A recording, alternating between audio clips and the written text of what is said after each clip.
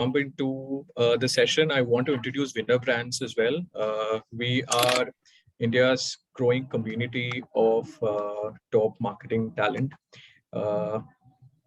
Started with an aim to make quality marketing accessible and affordable to businesses regardless of their shape and size. We are arguably a growing repository of marketing talent that keeps getting added actually on a daily basis. These are marketing professionals who wish to learn from each other, access work opportunities, as well as, I would say, share their learnings and wisdoms as well. We have multiple formats in which a talent offer themselves, mostly in self-employed format, an independent expert from any marketing domain who wish to solve a particular problem at a new venture or a startup, as we call it, within their early to growth stage, or even a larger enterprise who have a clear line of sight and they could be a so-called of critical talent they wish to hire from our end. So these are the kind of interactions we are currently having. We also have Winnerbrands Academy, which primarily ensures that we are able to share the learnings that our community is holding. And these are predominantly from marketing leaders as well as domain experts who wish to, I would say, bring up a certain curriculum and structure with regard to whatever they've accomplished actually over a period of decades at times in terms of work experience. And definitely this is one of such sessions actually where we have a marketing veteran like Mr. Ambi, parameswaran. We also have certain live workshop targeted towards giving structured learning, where the key takeaway actually could be a marketing skill, which is essential, actually could be useful, not just for a graduate or an early level professional, but including somebody who wish to unlearn and relearn something out there. We do have book clubs and podcast sessions. Please do ensure that you visit our website. Just to stress on actually a talent solution, other than independent, full-time or critical talent we offer, we also bring together agency partners, folks who actually could be otherwise difficult to discover. These are your small-time agencies and boutique setups actually who wish to grow alongside a particular brand. Moving on to the masterclass session today, Mr. Ambi Parameswaran is somebody, like I say, who doesn't require an introduction by itself. Having said so, for me, he is somebody who would have established the advertising culture in the country. Someone who built an agency like FCB Ulka from ground up, have worked with multiple legacy brands out there. I mean, the list is long actually, so I think to be fair, I don't wish to take the names here. You could also find him across the literature world as well. A few of his famous books that I also have read is Spring, Sponge. You could see the rest of the literary marvels actually that he's produced so far. So throughout this session, he is expected to share a couple of his wisdom, but particularly he is taking on a particular topic which is related to B2B marketing. Having said so, he would be covering some amount of foundation, but his point of view, most importantly, on how B2B marketing as such actually can be taken up. So over to you, sir. And for the benefit of the audience, please do visit academy.winnerbrands.in for a past session, and wish you happy learning and a wonderful Saturday afternoon. Thanks a lot again. Thank you, sir. You could just share your screen and perhaps take it off from here. Yeah. Thank you. Okay.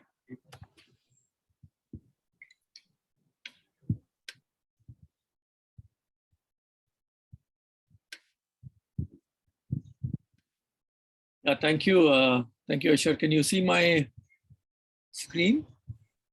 I can. I hope the audience can also. Please ensure if anybody is having a problem by just touching right on the box out there. Thank you, sir. You could go ahead. So I'll start. So I'm going to talk about branding basics with specific emphasis on B2B branding, because I believe we get to talk a lot about branding, but not enough about B2B branding. And as you know, B2B is probably 60-70% of all the marketing activities. So let me start by showing an ad which goes back to the 1950s. McGraw-Hill had a whole number of industrial magazines on oil, chemical, machinery, etc. And they ran this very classic ad to tell people why it is necessary to advertise. So I don't know who you are, I don't know your company, I don't know your company's product. I don't know your company's stand for. I don't know your company's customers. I don't know your company's record. I don't know your company's reputation. Now, what was it you wanted to sell me? The moral of the story was sales will start even before your salesman calls. So your brand technically is actually the first sales executive you will hire. And what McGraw is saying that trade publication advertising helps you communicate your brand to your customers. Now, where does marketing fit in? Obviously, business strategy is about where you want to compete, where you want to invest your money, what product market combination you're going to work on, and of course, business strategy was how do you compete in that market, right? What is your value proposition? What are the assets and competencies? What are the functional areas and strategies? Now, when we talk, and especially when I do these workshops with B2B audiences, I tend to get asked this simple question: look, what is different in sales and marketing? I mean, isn't it the same thing? A lot of B2B companies tend to believe sales is marketing and marketing is sales. And even large companies make this mistake. So I came across a video from the marketing head of Cisco. Cisco, as you know, is a very large technology giant, a huge company which makes routers, and I mean they are like the belly of the internet system, the routers and everything they make, right? And this is a video which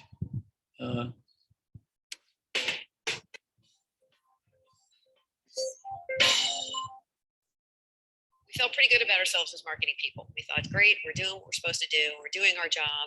We're generating sales leads. We're converting sales leads. We're getting market share and all this kind of stuff.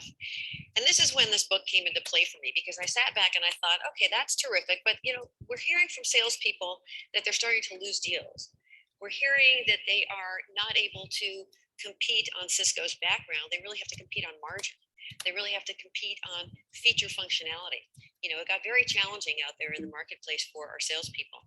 They also started telling us that they were across the table from different folks. They weren't just sitting across from the IT manager or from the director of IT or the wiring closet guy. They were sitting across the table from the chief marketing officer, the chief information officer. And they didn't really know how to talk to these people because guess what? Cisco didn't know who these people were. Again, we were really focused on the tech buyers, not on the business buyers. So we decided to explore who this CIO was, who this person was, and how they thought. We did, as Daniel said, nothing brain surgery here. It's reminding ourselves to do marketing 101.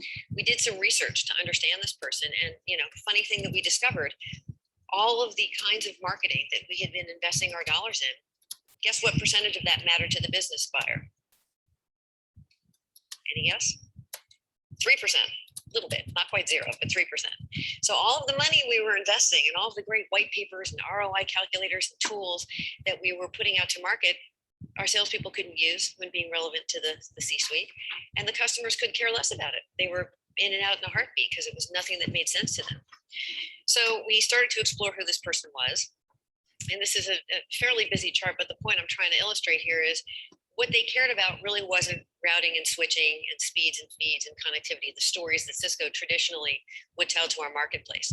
They really cared about market opportunities. They cared about growing their business. They cared about better customer experience. They cared about price per earnings. They cared about things that Cisco really wasn't prepared to talk about from a sales standpoint. And again, we started to lose our seat at the table, right? They would talk to Microsoft and IBM about their 5 and 10-year business plan. They wouldn't talk to Cisco because they thought, once again, you guys are the plumbers, you're behind it all, but you're not the people we want to sit down with. So as marketing people, we took this information and we said, all right, now that we know the kinds of marketing tools and tactics that these folks respond to, and we understand their care-abouts, we'll go off and create some programs and some content around them. And the focus really was around the business challenges, right? What they anticipate to be the challenges ahead. And as you can see, it's a lot of stuff that was very, very business focused. So we went back and talked to our customers. Again, marketing 101, but I think oftentimes, I know in my career, I get away from the basics and have to sort of bring myself back into reality there.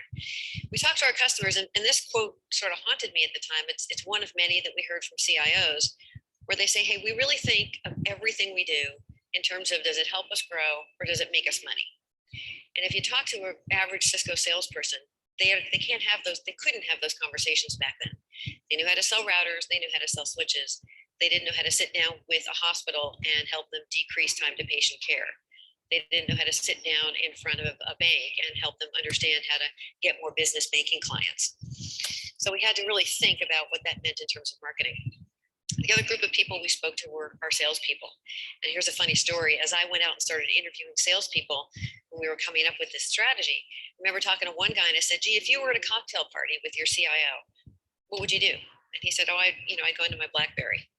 And it's comical, but it's actually kind of sad because, top sales guy, blowing his number out every year, chairman's club, all the above, but he didn't have the tools. We as marketing people were not giving him the tools he needed. We were giving him the tools we thought he needed. Back to the conversation earlier this morning about company out versus customer in, we were very, very Cisco out.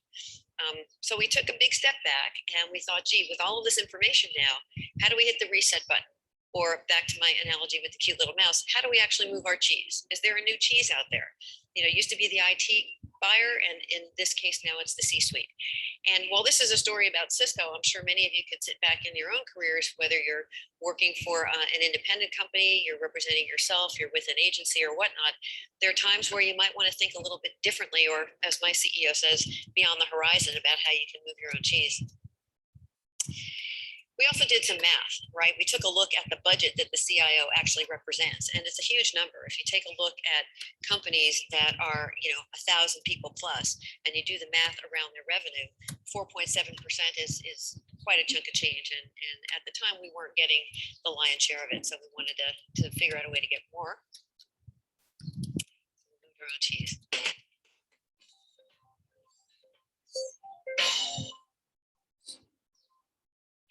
What she said, is really about how even a big company like Cisco was getting confused between what is selling and what is marketing. Selling is about focusing on sellers' needs. Marketing is about focusing on consumers' needs or customers' needs. Selling is about how I'm saying that my product is very, very good, very, very supreme. But marketing is about understanding what the consumer wants from the product. Selling is about high pressure. Marketing is about product planning. Selling is about fragmented approach. Marketing is about integrated approach. Selling is about converting products into cash. Marketing is about converting consumers' needs into products and then into cash. In selling, we make this mistake, is just cost determines price. In fact, in marketing, we say price has got nothing to do with cost. Price is determined by value. Value is determined by your customer and the market, right? Selling is all about profit from sales volume. Marketing is about profits from customer satisfaction.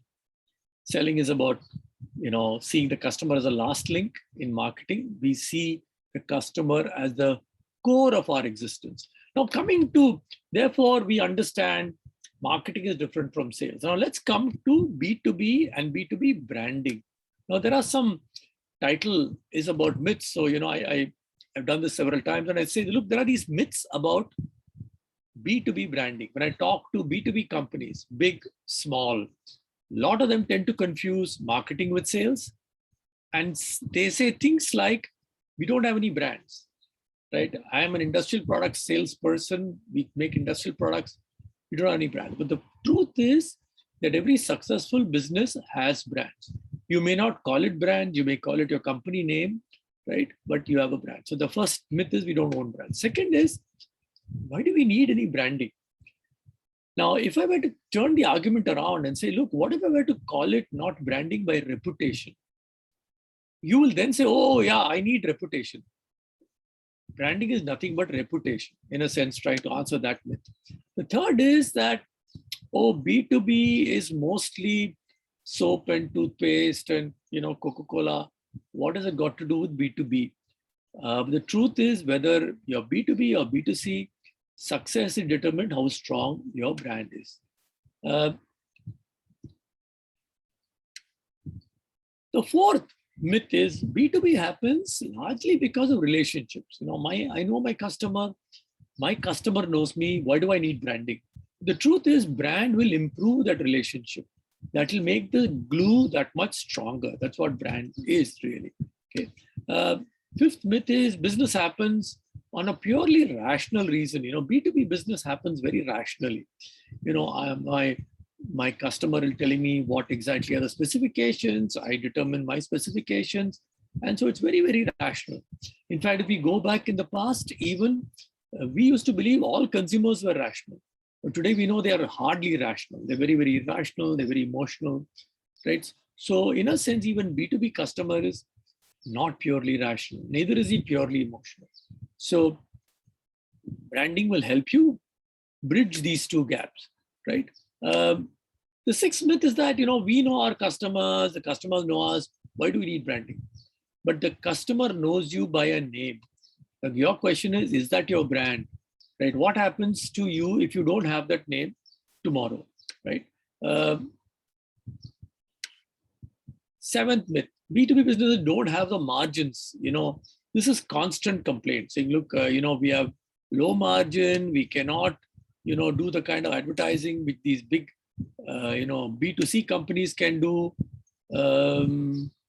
But the truth is, marketing need not be expensive. Brand building need not be expensive if you do it well and if you know which lever to pull.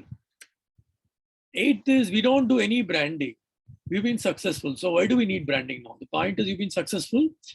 You've already been building branding, but you're not aware of that, right? And you're probably somewhere building your brand. Now you become aware of that, you'll probably do a much better job, right? And finally, B2B takes long time. Get one order, it may take a year. What is the role of branding? Truth is, whether it is slow, fast, big, small, branding can help.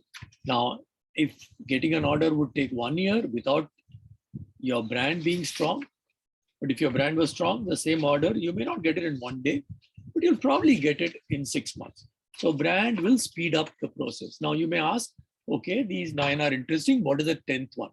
So I don't have a 10th one. 10th one is your own myth. If you're in B2B marketing, you can put down your myth saying, what do you think about B2B branding? Why do you think it's not needed? Right? So we looked at, 10 different myths of B2B branding. How a lot of people in B2B believe branding is not for me. Branding is too expensive. Branding takes too much time. Branding, is only for B2C. I don't need branding. I sell on my name. My customers knows me. All that is myth. So the truth is that B2B brands are there. B2B brands are strong. B2B brands are built around all these various tools, whether it is design, value, strategy, logo, marketing, advertising, identity. Now let's pull back a bit and say, look at branding. What is branding? Now, I'm sure all of you recognize this person. This is the so-called father of marketing, which is Philip Kotler. Now, Philip Kotler said this, Philip Kotler said branding is marketing. Now, let me ask a question. Those of you who know the answer can answer it in the chat box. Where did the word branding come from? And do we know the origin of the word branding? As you know, in English, all words have an origin. They have various, Latin or Greek or whatever origin. Right? Where does the word branding come from? Where does the word brand come from? B-R-A-N-D. Now, those of you who've done some studies, some books on branding would say it's about branding on livestock, it's burning of the livestock, etc. That's true, but brand is a word which comes from brander. Brander means to burn in the Flemish language. That's where so when we are doing branding, what we're trying to do is to burn the name of our company, the name of a product into the minds of the consumer to make it a lot more grotesque, but you're not physically burning it. You're metaphorically burning the brand. Now, what is a brand? Therefore, how do you define a brand? Right? A brand is defined in a long way by the American Marketing Association. It could be a brand, it could be a name, it could be a logo, it could be a symbol, but it identifies you from your competitor. And it therefore, it differentiates your brand from that of your competitor so it can extract value from your customer. So this is a complicated, long explanation. My explanation, my definition, I think, is very, very nice and simple. Is what I found, which is written by Claude Hopkins. Great advantage, also know me, the name that tells a story. And therefore, my definition of a brand is a name that tells a story. When I run these workshops with B2B entrepreneurs and B2B managers, I tell them to stop and say, okay, write your story. What is your brand? What is your brand story? Can you write it down in one sentence? I will not stop you to do that. But remember, this is one exercise you can perform later, saying pick any brand and write down what is that name, what is the story that name is telling you. If you're working in a company, you can write your own company's name and say, what is the name, what is the story which is being told by this name? Okay, so why do brands matter? So 1999, a book came out called No Logo, written by Naomi Klein. She said, look, consumers have become very intelligent. They become very knowledgeable. The internet is there. It's giving them all the information they want. So they will realize that brands are nothing but fake. I can buy the same shoe in Walmart for $15, but with the Nike logo, it costs $50. Why will I pay $50 when I can get $15? But the truth is, brands did not disappear. And 2 years later, The Economist magazine came out with a cover story saying pro logo. And they said, look, brands are there because consumers like brands, because consumers see them as a sign of value. Consumers see them as a responsibility which the manufacturer has. It reduces your risk. Imagine every time you go to the supermarket, you have to buy a toothpaste, and all toothpastes are just colored black, blue, and green. You don't know what is the name, right? There's a risk. Every time you buy a product, there is a risk. And a brand actually reduces risk. Brand reduces search cost. Imagine the amount of time you'll spend buying things if brands disappear tomorrow. It reduces the cost of search. And it's a promise brand. It's a symbolic device, especially luxury brands are symbolic devices. And they also signal quality. Now, so consumers, whatever Naomi Klein may have said, it looks as if consumers will continue to love brands. On the other side, why do we as marketers like brands? Because it's a way of identifying our product against that of the competition, legally protects IP rights, right? It signals quality to satisfied customers. It means endowing products with special values. And it's a big source of competitive advantage, and it is a great source of financial returns. A strong brand in every category, people have studied across the world. In every category, the strong brands end up having better market share. And when they have better market share, they have better profit margin, they have better valuation. This is always the case. Strong brands end up getting the double benefit of everything. They have better brand loyalty, they have better awareness, they have better brand loyalty, better profitability, better margin, etc., etc., etc. Right? But in this world of branding, there are challenges. There are big problems.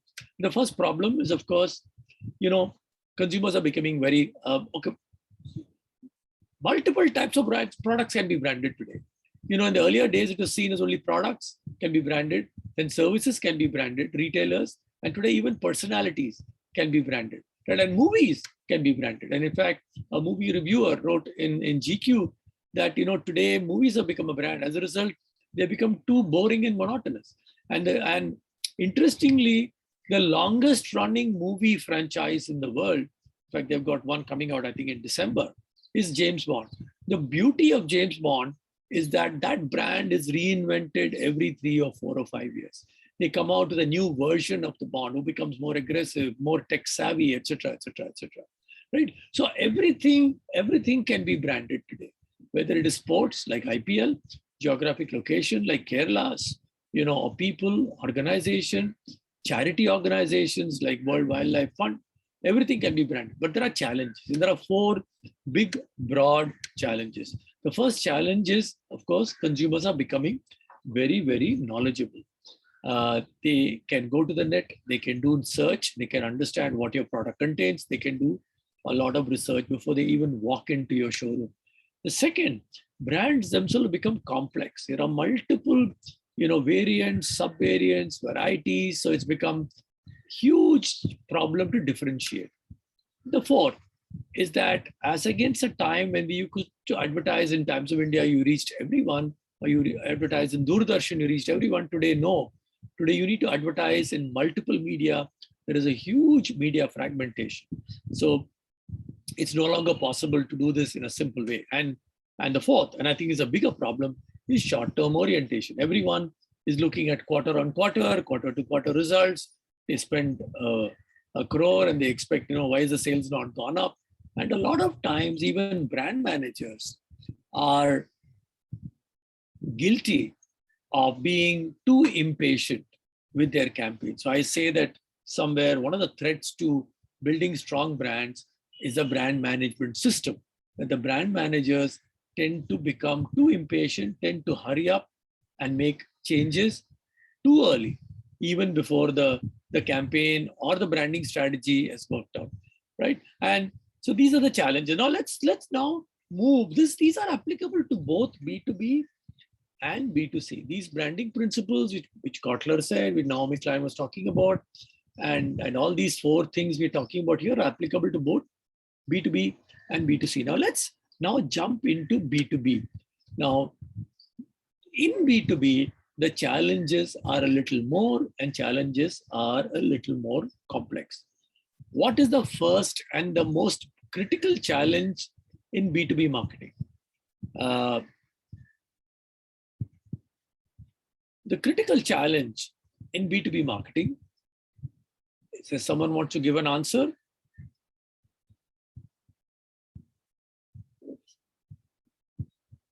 Okay, the first big challenge is that in B2B marketing, unlike B2C, it involves more buyers, right? It's not just one buyer, there are multiple buyers.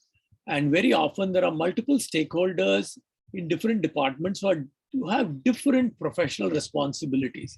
We saw that in the Cisco video. We'll keep going back to all this as we talk about the Cisco video and what she talked about.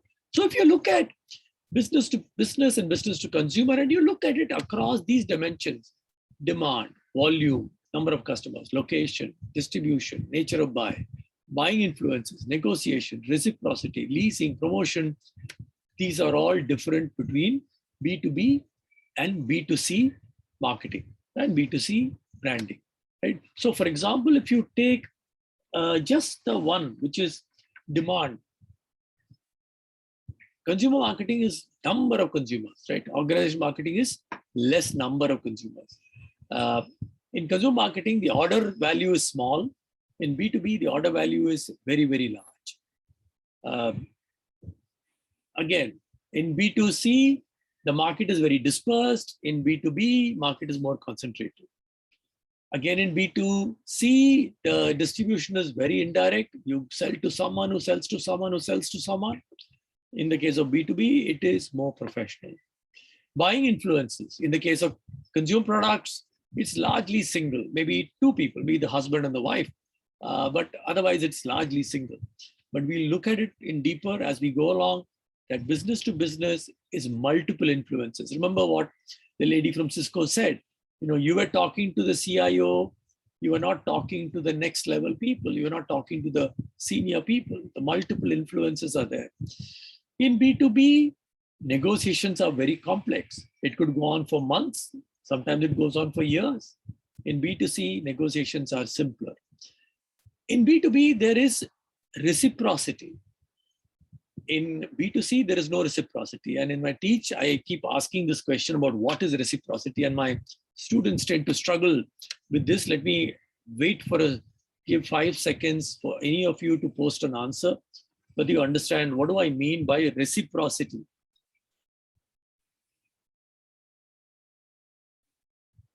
Anyone can guess what I mean by reciprocity?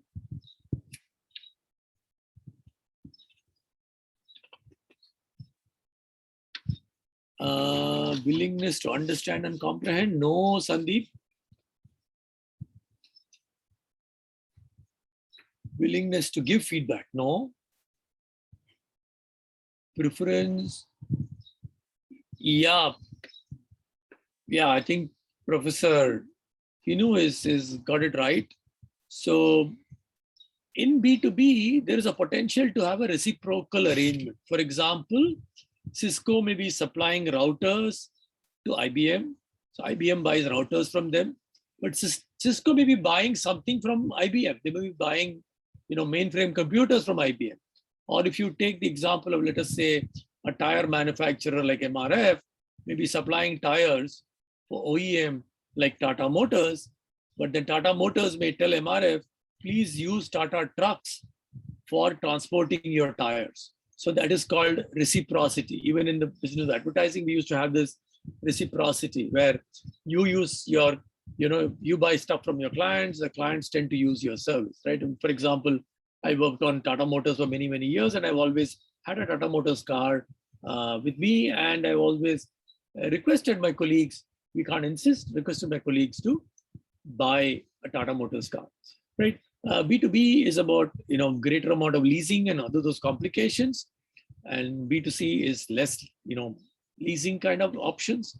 And promotion in B2B is very heavily personal selling oriented.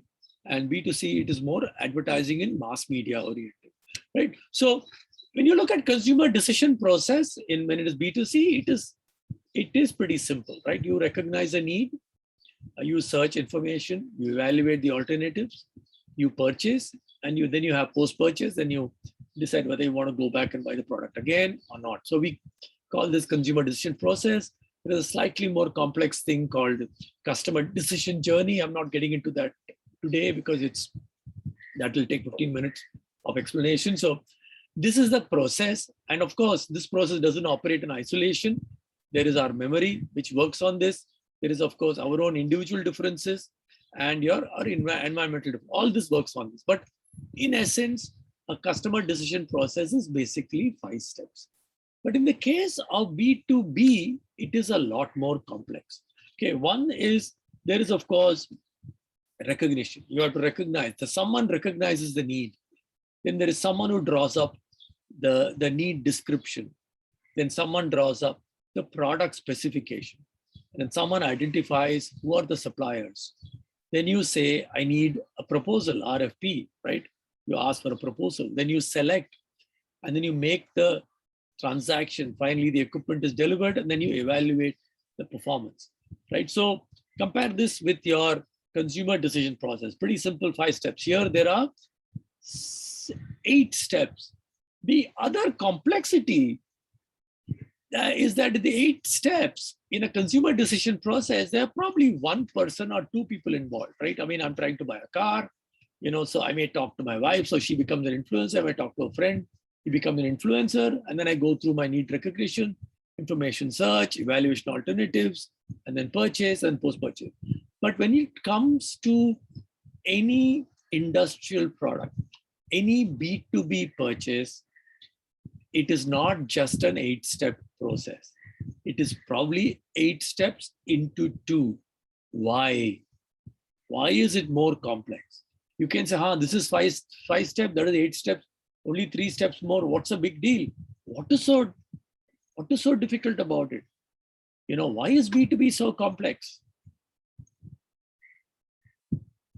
Is the difference only this 5 versus 8? Well, not really, right? There is an added layer of complexity, because in consumer behavior, we saw influencers, which could be my friend, maybe my driver, my wife, right? But in B2B, this is a lot more complex, and we call them buying centers or organizational buying centers, OBCs. Who are buying centers? Who are these buying centers? And why are they important? And why is branding important with all of them?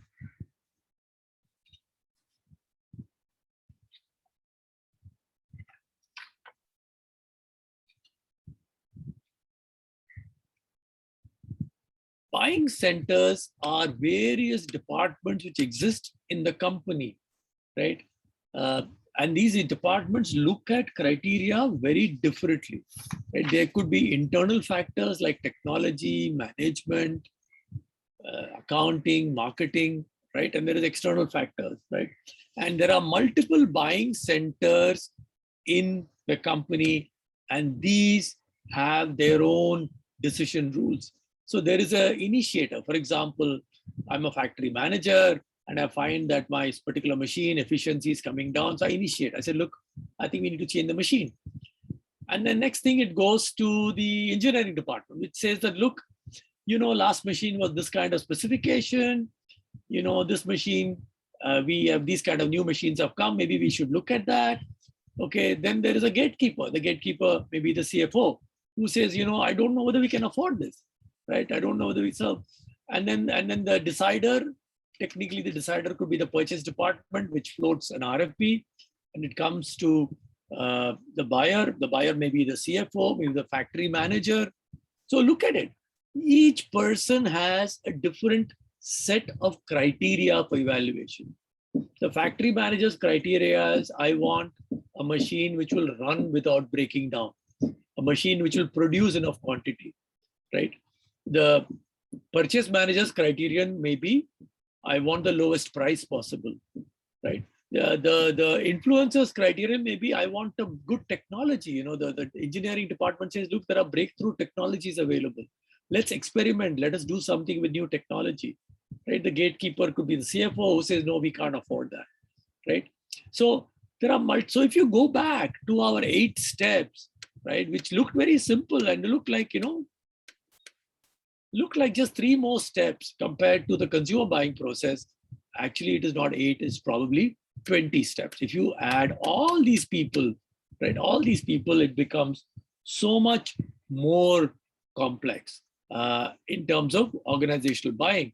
And then, of course, there are multiple influences on the organizational buyers, and the influences are different across different levels. So one, of course, is the fact that what is the primary demand.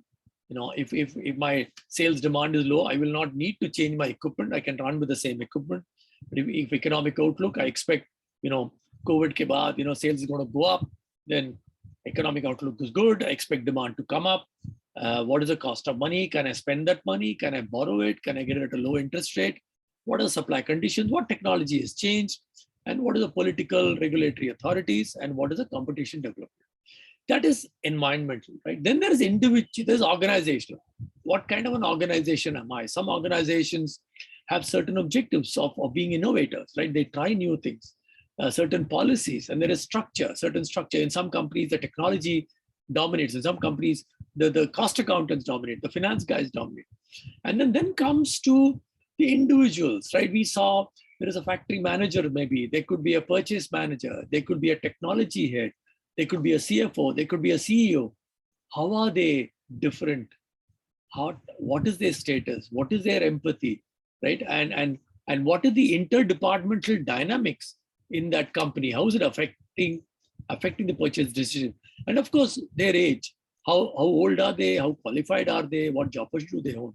So if you look at it, B2B has all these complexities operating on every single buying decision, and that's the problem. And therefore, the interaction is very fluid. The process is often simultaneous. There are multiple things.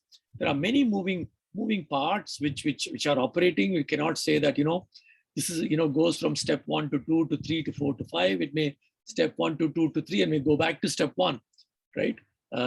And you're trying to sell. Again, remember the Cisco ladies thing. That Cisco selling people are focusing on the end, the last user or last buyer of the router, whereas they did not understand what are the problems going through in the CXO's head, what are the problems facing them, right? And what is the organizational need, right? What is the benefit my product offers? Don't sell on price, sell on value, right? What are the individual differences? What are the professional activities?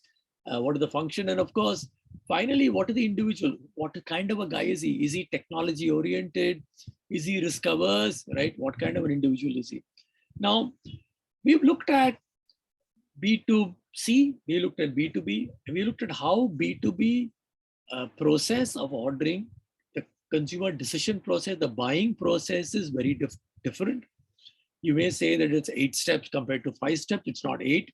It is more like 18 steps or 80 steps, right? Multiple people involved, so it's a big mess. But again, this depends on what are the different product categories, right? Now, not all B2B buying decisions are equally complex, right? Just as in B2C, not everything is complex. In B2C, we use a simple algorithm. We call that extended problem solving, limited problem solving, and routinized purchase. Extended problem solving is where you spend a lot of time. Suppose you're buying a new car, you spend a lot of time, looking at all the cars, taking test drive, talking to people. That's extended problem solving. Limited problem solving is, well, your mixie is conked out and you had a Bajaj mixie, it works well. So you go and replace it. So that is limited problem solving. And of course, routinized buying. What is an example of a routinized buying behavior in the B2C context? Any example comes to mind? Anyone can post on the chat box and I will pick that up and run. What is a routinized buying behavior? Toothpaste, yeah, thank you. So all products like toothpaste, soap, detergent is very routinized. It gets over, you buy it, you don't even think about it. If you were to take the same extended, limited, and routinized and apply it to B2B, how does it pan out? So researchers have found that even organizations have 3 different types of buying situations. One, which is equal to extended problem solving, is new buy, where it's a new purchase. Limited problem solving is what we saw for consumers in B2B. It is known as modified rebuy. And the third we saw, routinized buying, is called what is straight rebuy, which is you buy it immediate, right? You know what product you want, and therefore you have regular rate contract. You're buying, let us say, bolts, nuts, bolts, and if you're an engineering company, right, it's a straight rebuy.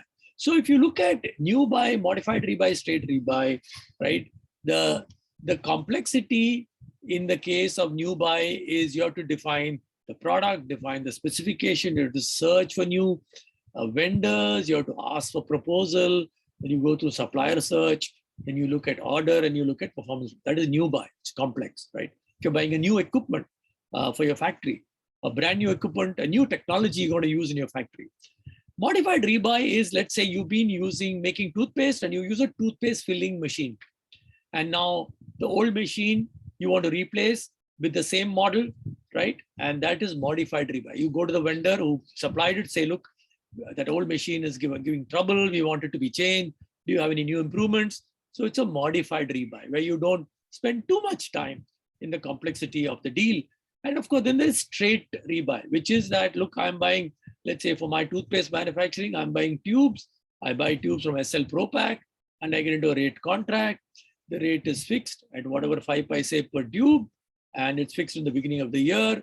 And I call SL Propack and say, send us 1 million tubes of 100 grams, 2 million tubes of 50 grams tomorrow, right? And that's straight rebuy. That there's no need to go through all these multiple complexities. So we've looked at consumer buying process. We looked at how there are multiple organizational buying centers, how that matters, how that adds to the complexity, right? And then how. So let's now jump and look at positioning. Now, positioning, you may say it's basically for FMCG product. It's not. It is for every product can benefit by being positioned very well. So what is positioning? When I ask you, you say, what is the positioning of Nike? Chances are all of you will very quickly say, just do it, right? But that's not the positioning of Nike. So positioning is not the tagline. Positioning is not the advertising slogan. Positioning is not, big, long document. Positioning is not a strategy document. Positioning is a very pithily narrated statement about who your product, who your brand is for, why should they buy it, and what is the benefit you're offering them, right? So if you look at it, a positioning statement should have broadly these things. Is there a clear target audience or a target person you're aiming your product at? Is it singular? Is it specific? Does the category exist? Does the product name and the category fit together? Is the benefit singular? Is it specific? Is the benefit relevant? Is the benefit sustainable? Is the benefit believable? Can you substantiate the benefit? And is there a clear defensible product differentiation? So if you were to take this and start writing a positioning statement, if you're a B2C brand like Listerine, you'll probably write something like this. Healthy proactive preventers of 25 to 45 who want to as much health for their mouth as they can. Listerine is a germ-killing mouthwash. that gives you the confidence of cleaner, healthier mouth because it is trusted to kill germs that cause gingivitis. It is respected by dental professionals because it's clinically proven to be 34% more effective than brushing or flossing alone. So if you look at it, there are 4 boxes here you have to fill. One is target, who's a target customer. 2, what is the frame of reference? What is the product category you're talking to? 3 is what is a rational emotional benefit? And 4th is reason to believe. Now you may say, yeah, this is all very nice for Listerine. It's easy product to write a positioning statement on, but how can you do this for a B2B company? Right? So I've attempted to do that for TCS. So TCS, if you have to say, who are they targeting? The government bodies and large corporations that look to extract the most from their information system investment. That is their target person, target customer. TCS is an IT consulting and services brand. Remember, they don't only do consulting, they provide service. So it's a service brand that gives its customer assurance of quality, timeliness, and value for their investment. So the promise of TCS is that on time, on cost, on quality, right? That was their promise. We deliver on time, we deliver on quality, we deliver on cost. Why? Because they have 70 years. They work with 70 of the top 100 Fortune 100 companies. They've invested in the best of technology and the best of talent. They have a track record of more than 50 years of proven partnership with their customers. So this is the positioning, and everything they do is aligned with this. Don't confuse the positioning statement with the baseline. Don't confuse the positioning statement with what they say in their advertising. Positioning statement is like Mecca. You have to pray to positioning statement. Everything you do should be aligned to the positioning statement, but you don't need to repeat all this everywhere. Right? So let me play a video.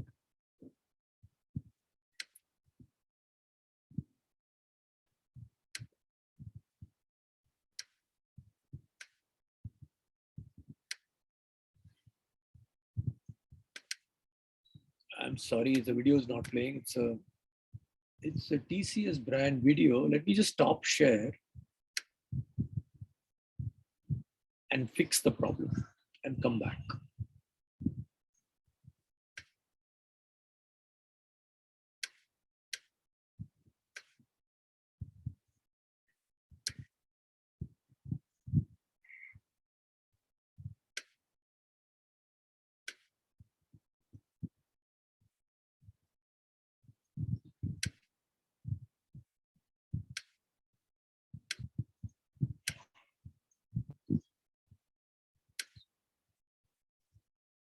So you saw the positioning statement of TCS, right? This is a broad positioning statement. I'm not saying this is the official positioning statement. This is a positioning statement we kind of worked out when we worked on the TCS brand campaign, right? So this is a positioning statement. Now, this is not the tagline. This is not the campaign. This is not the ad, right? And so we created this film to be used in all their customer communication meet. This is not an ad film. This is used in their conferences, used in their exhibitions, used in their customer meets.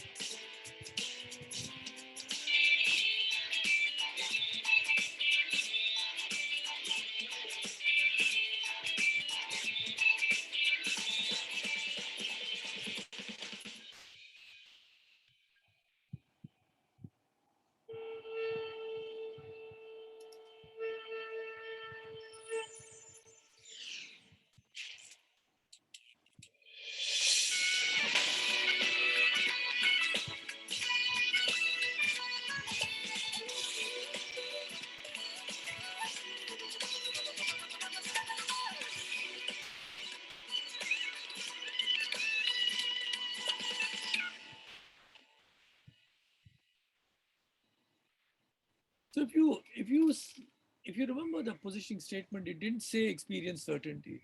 And experience certainty is the tagline we use for many years on TCS. It came out of research they had done, right? And it came out of the positioning statement we had crafted. So never confuse the baseline for the positioning statement, right? Is my volume low? Can you hear me or no?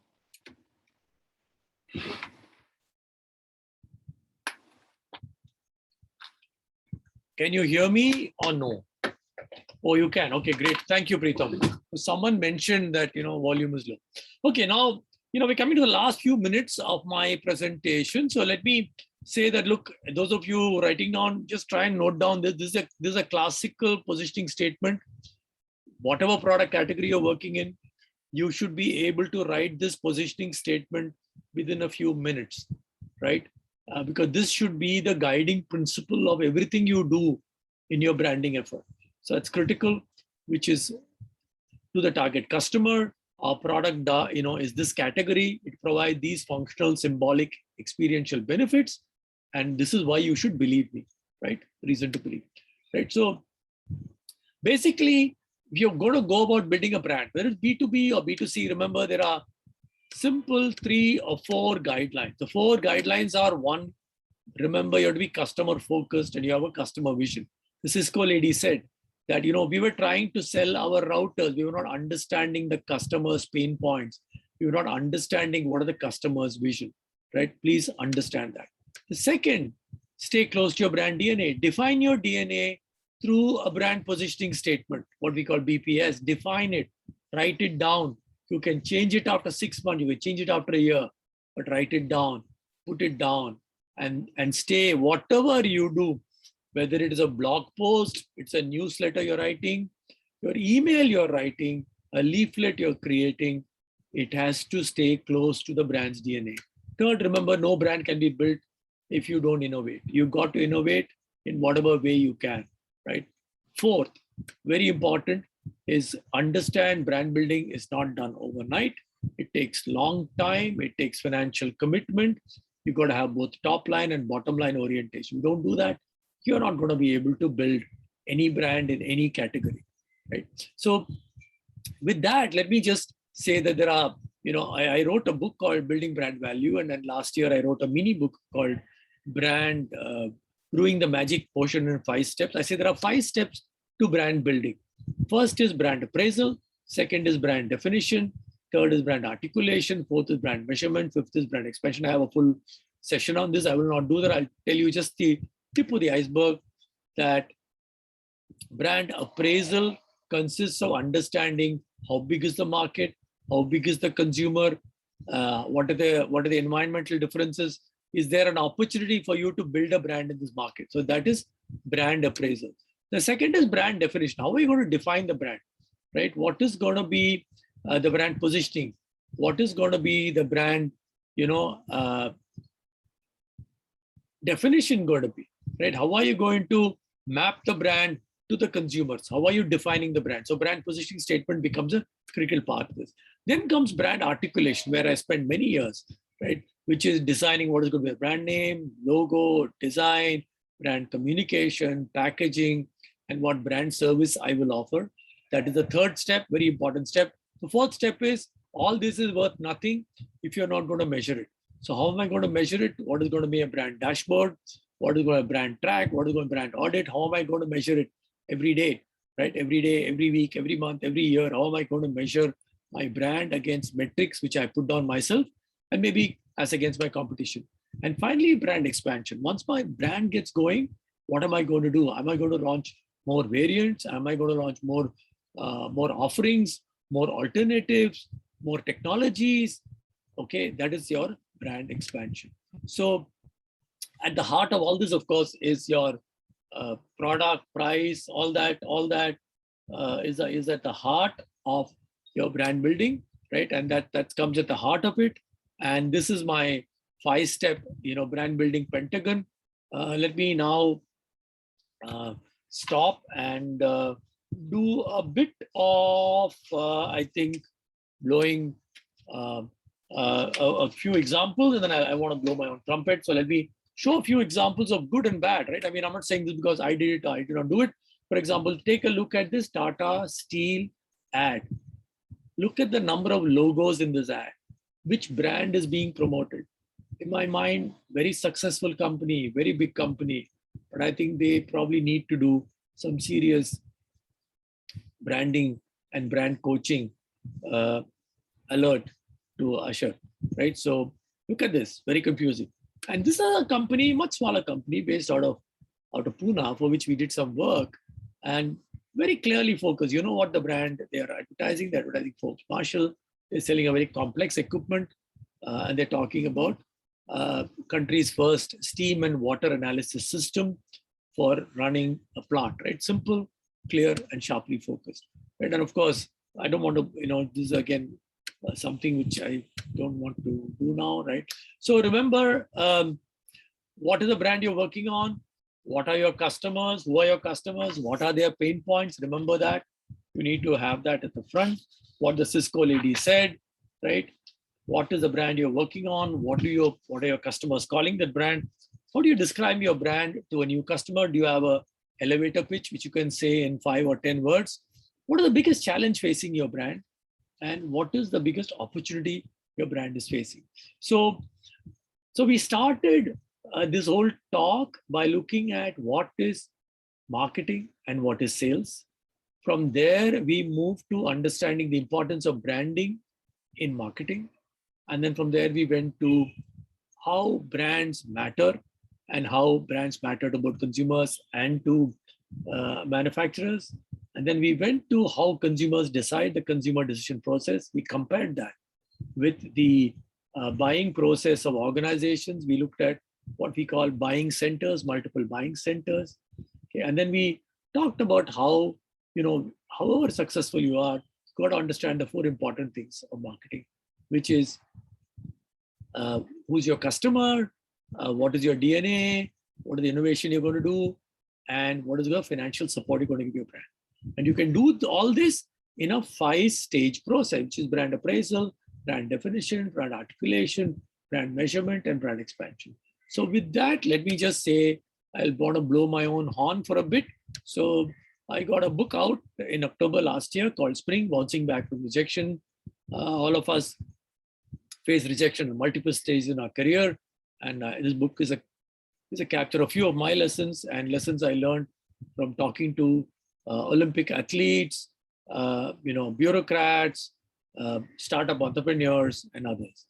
So this book is available both in a physical form and also if you have an Audible, if you have a Kindle subscription, you can download it for free. Then of course, these are my 10 books. I think the strategic brand management book is a standard textbook used in most business schools. I'm sure Christchurch also uses it. Then of course, I've got 10 other books, and Rawable Noodle, Sponge, and Spring is what I think Ashar spoke about. And I've got 2 mini books. One is called Brand, Brewing the Magic Potion in 5 Steps. The other one is called Negotiation Magic, which came out. This Negotiation Magic came out 2 months ago, and Brand came out a year ago.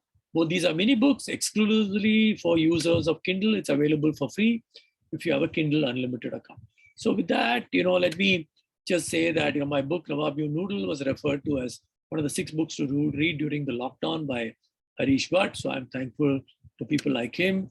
And let me end by saying you can follow me on LinkedIn, you can follow me on Twitter, and on Facebook. So let me just end the show and open up. We have, I think, 10-15 minutes for Q&A. Thank you, sir. Thanks for your valuable input. I think there are good takeaways for myself and Preetham. We are still running a B2B business mostly. We are opening for questions. Audience, please. I believe there was a good question from Ms. Finu. I would like to take the opportunity to bring her on the screen and maybe she could address it by herself. Preetham, can you just enable? Yeah. Hi, Ms. Finu. Glad to see you. Please go ahead. You're on mute. I think we'll have to just see. Yeah, am I audible? Yes, please. Good afternoon. Thank you so much. It's a dream come true from the textbook out into the screen. And that's why I'm so glad and obliged to be here. Thank you. It was a pleasure listening to you, though I know that at least some of the slides I've seen over 14 years teaching brand management to multiple generations of students. But I also like to admit that I have grown through that teaching experience, and it's students who reinforced this learning zeal in me. I have a couple of questions and also some tips for, because there are students who've joined me today from my class and from Christ itself.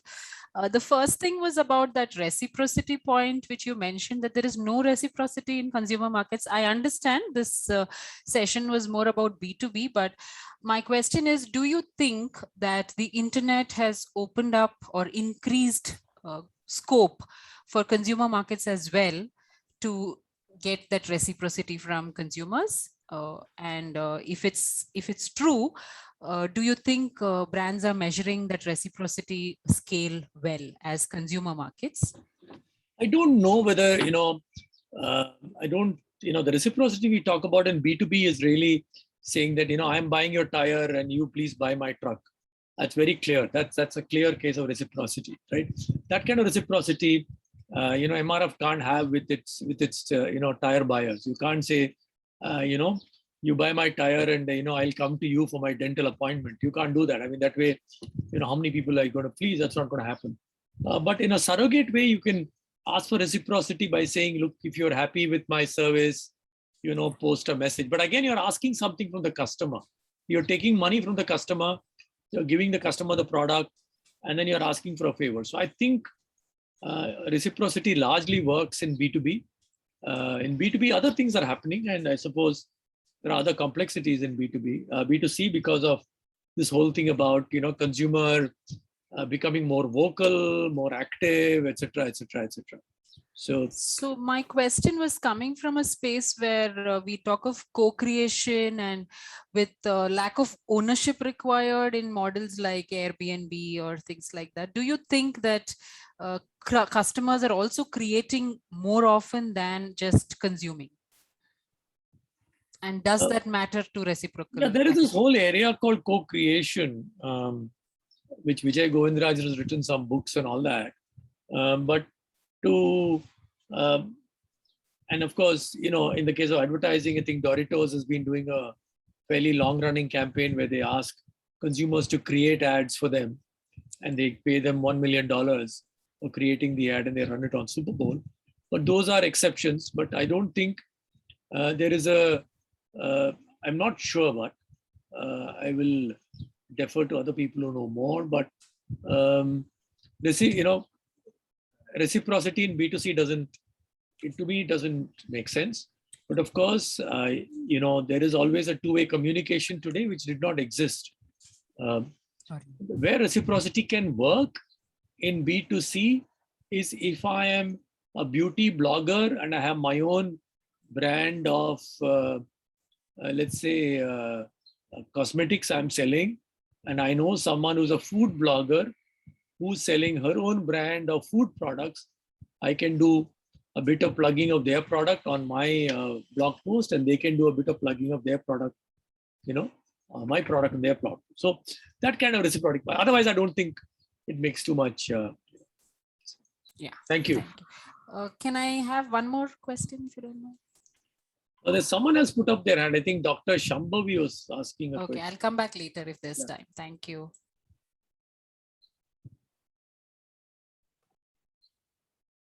Dr. Shambhavi is asking, have you put in Twitter first before Facebook, considering you've been operating within the B2B context, if I've understood it right? So what is she saying is Why did you put Twitter first before Facebook? Okay. Well, it's a good question. In fact, I should not be putting Facebook because I am at the limit of my Facebook, friends. So I don't admit unknown people into my Facebook page because I am at the limit. But, LinkedIn is where I actually post a lot of stuff. I post at least 2 to 3 times a week, something or the other of some use to people. I teach I coach, I mentor, I'm consulting. So they find LinkedIn to be a great medium to go to learn about new things. Even today I discovered something on LinkedIn which was interesting. And of course, Twitter. I mean, Twitter is instantaneous. But I've realized, I think there are other people here, veterans. I can see Lakshmipati Bhatt here, who's a veteran in social media. I am a novice compared to him. But somewhere I feel Twitter is too negative. If you post a negative comment, you get a lot more impressions than positive comments. I find LinkedIn to be the best. Even LinkedIn algorithm sometimes foxes you. You suddenly get 20,000 impressions and you don't know why.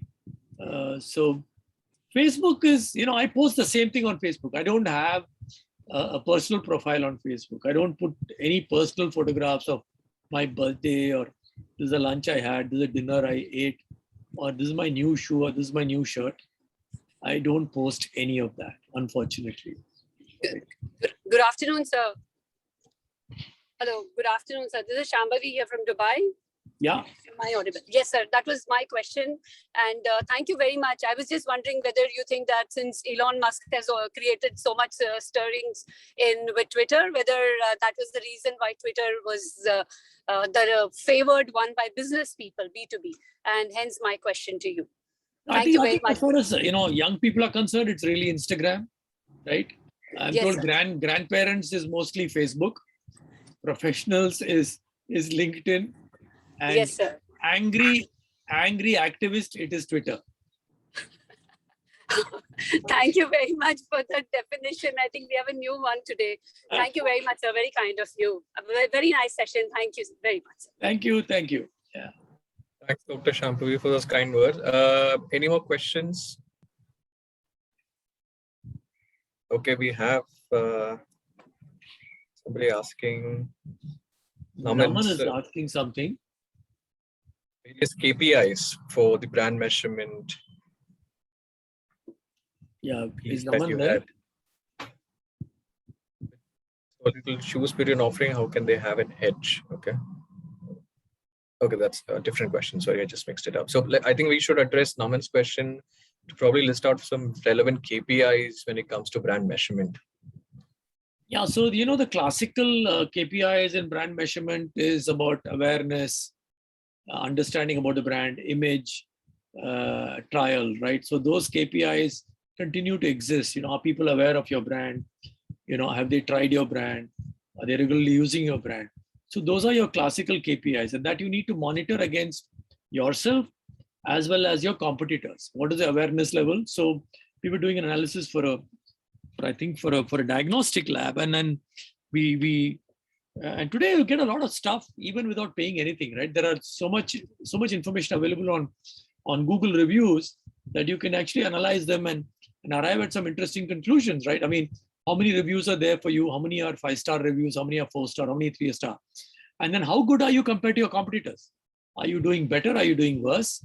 And is someone gaming the system? And of course, a lot of brands are gaming the system. They put a lot of stuff which they put their own reviews, and then you can make out those are fake reviews. So you have to create your own methods on cleaning them up. But KPIs starts with the basic, and then you have to add layers to it. Whether it is simple awareness scores, comprehension scores, image scores, and then build on that. And today on social media platforms, on digital platforms, you can pick up a lot of stuff. Without really spending any big money, you can actually do an image survey just by looking at Google reviews. You need to discount it because not all reviews are neutral, and that negative reviews are more often than positive reviews.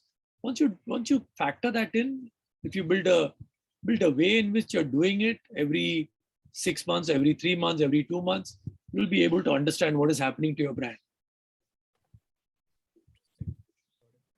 Before we move on to the next question from Lakshmi, I have to remind there's a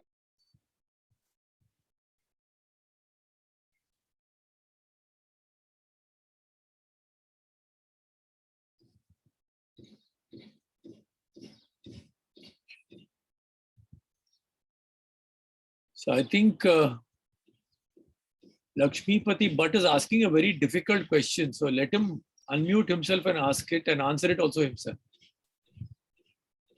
I'm so sorry, Ashley, I was on mute. I was just trying to remind everybody the feedback form was shared to share your valuable inputs, audience. We always believe in improving from ourselves.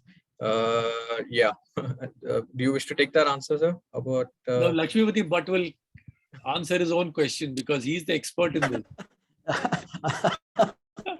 Ambi, you're putting me in a spot. Yeah, but No, your question seriously, is very I mean, tough. Yeah, it's a tough question, right? No, See, I think the point you're making is very valid. In your space, and as you know, those people you're here, Lakshmipati Bhatt works in an app company which just got acquired by a very large Japanese, I think Japanese company, and he's been in this domain of digital marketing and now B2B digital marketing for at least 5 years or 7 years. Now, the point he's raising is that everyone is doing content marketing, everyone is doing thought leadership. Then how do I stand out? Lucky, I think you're talking of an evolved brand, right? My feeling is a lot of brands, and I'm on the board of a company which is into chemicals, and they supply to all the large companies in the world. They had no presence in any way like content marketing till 2 years ago, right? So they've had to ramp up all that. So a lot of companies are in zero level. I mean, you may be at an advanced level. So you're saying already I'm doing a lot of content and everyone is doing content. How do I stand out? Obviously, your content has to be better. And if you remember, Lakshmipati Bhatt and I, we used to work in an agency called FCB Ulka, where at one time we used to do pioneering research, right? And that was our content piece, right? But we were lucky. None of the other agencies are doing very much of that. So it was known that, we do a lot of research. There's something called woman mood and auto mood. And we used to do a lot of these researches and publish them in newspapers. Gave us an aura. In the middle, other agencies jumped into. My feeling, to answer your question, Lucky, is that a lot of people don't really do good quality content. So if you're doing good quality content, it will stand out. I mean, why do you still go to McKinsey quarterly for your fix? They do great work, right? So if you do good quality content, I think you will still stand out. I mean, that's my long answer to your tough question. Smriti has asked her, what's the biggest or common mistake that businesses do in B2B marketing? I don't know if there are many or probably one. So I spoke about 10 myths, right? People tend to think that, they tend to confuse sales with marketing. That's the biggest problem. They tend to confuse selling with marketing. They don't understand that marketing is a lot more than selling, right? And they think selling, and because of the selling orientation, they confuse price with cost instead of looking at value. So that's where all the problems start, right? So the biggest problem is that they confuse sales with marketing, right? And that's the biggest problem. That's where everything starts. Guys, any more final questions? You don't always get to spend such a Saturday afternoon, please. Yeah, I think a student is asking. I think keep reading, Naman. Keep reading, keep coming and attending these kind of webinars. Keep building your skills. That's the only way. And please remember, start your career in sales. I'm saying something contradictory. If you're going to be in marketing, you should start in sales, then move to marketing. Especially if you're in FMCG, B2C, start in sales. Even B2B, start in sales. Understand how the consumer, how the customer looks. Travel, go meet the customer, visit their factory, understand their problems, then move into marketing. Don't go into marketing on day one. In my other show I do with brand equity, in fact, I've got a recording now called Be Positive on etbrandequity.com. We talk to a lot of CMOs. One of the things everyone says is that working for 2-3 years in sales is an absolute must before going into brand management. Okay. Great. Super. I think we could conclude the session, sir. Thanks a lot. Thank you. Thank you. Thanks. Again, I hope all of you enjoyed your Saturday afternoon, and please look out for the recorded session, the highlights of it, especially on academy.winnerbrands.in. We'll be updating it shortly, hopefully by next week. Thanks again, sir. Thanks a lot for your time. Privilege again. Thank you. Thanks all.